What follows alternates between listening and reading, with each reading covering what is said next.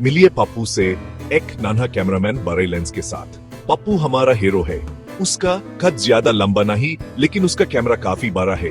लोग मुस्कुरा कर कहते हैं, लो छोटा कैमरामैन आ गया। पप्पू बस मुस्कुरा देता है। उसका कैमरा उसका सबसे अच्छा दोस्त है।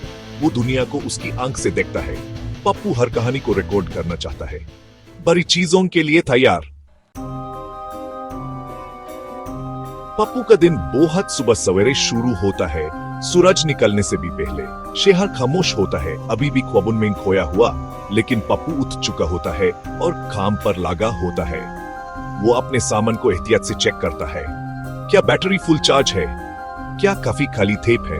क्या लेंस बिल्कुल साफ है? सब कुछ बिल्कुल ठीक होना चाहिए।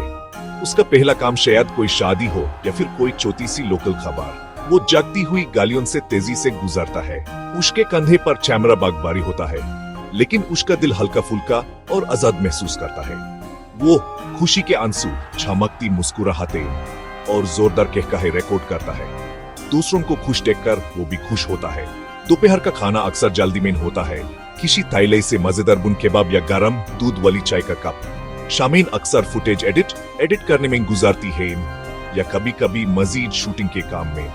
वो देर रात तक खामोशी में काम करता है। उसका जज्बा उसे चलाए रखता है।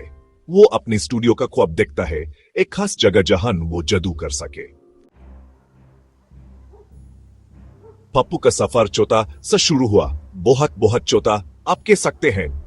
उसने बच्चों की सालगिरह की पार्टीज और लोकल स्कूलों में इनाम मिलने वाले दिनों की फिल्में बनाई। उसने बहुत सब्र करना सीखा। उसने बहुत तेजी से काम करना भी सीखा। बच्चे कैमरा का इंतजार नहीं करते, आपको उस लम्हे को फौरन पकड़ना होता है जो गुजर रहा हो। उसकी शोहरत आहिस्ता आहिस्ता लेकिन यकीनी तौर पर बढ़ी। लोग एक दूसरे को उसके बारे में बताते थे। छोटा कैमरामैन अच्छा है, अच्छा काम हमेशा अपनी पहचान बना लेता है। फिर बड़ी मौके ने दस्तक दी। एक लोकल टेलीविजन चैनल ने फोन किया। उन्हें किसी काबिल-ए-एतमाद शख्स की जरूरत थी। पप्पू तैयार था और पुरजोश भी। उसने शहर के इवेंट्स और कभी कभी सड़कों पर होने वाले एहतिजाज को भी कवर करना शुरू कर दिया। कभी कभी काम थोड़ा खतरनाक होता था, लेकिन पप्पू बहादुर था और अपनी तवज्जो मरकूज रखता था। उसका कैमरा उसकी दाल की तरह था। वो असल कहानी दिखाना चाहता था, आम लोगों की सच्ची जिंदगियां। उसे महसूस होता था कि वो कुछ अहम कर रहा है, कुछ ऐसा जो वाकई मायने रखता है। वो जानता था कि वो सही रास्ते पर है। सेक्शन चा चौथा इसी व्यू फाइंडर। मेन बड़ी ख्वाब पप्पू की अजायम। पप्पू के ख्वाब बड़ी हैं। वो सिर्फ शादियां या लोकल खबरों की फिल्में नहीं बनाना चाहता। नहीं, वो फिल्में बनाना चाहता है। मुकम्मल पूरी लंबी फीचर फिल्में, मशहूर फिल्म स्टारों के साथ और बारी शानदार कहानियों वाली। वो हर रात फिल्में देखता है। वो कैमरा के काम, शॉट्स को फ्रेम करने का तरीका और रोशनी का माहिराना इस्तेमाल गौर से देखता है। वो सिनेमा का एक संजीदा तलिबे इल्म है।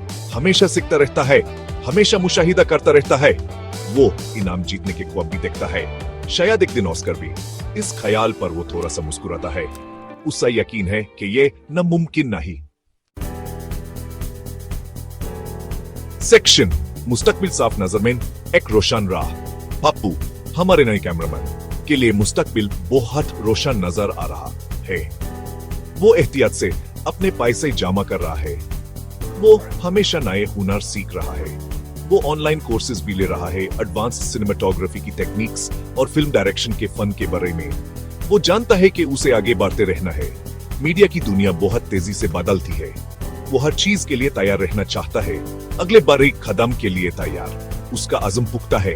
लोग उसके काम को देखने लगे हैं। उसके हुनर को पहचाना जा रहा है।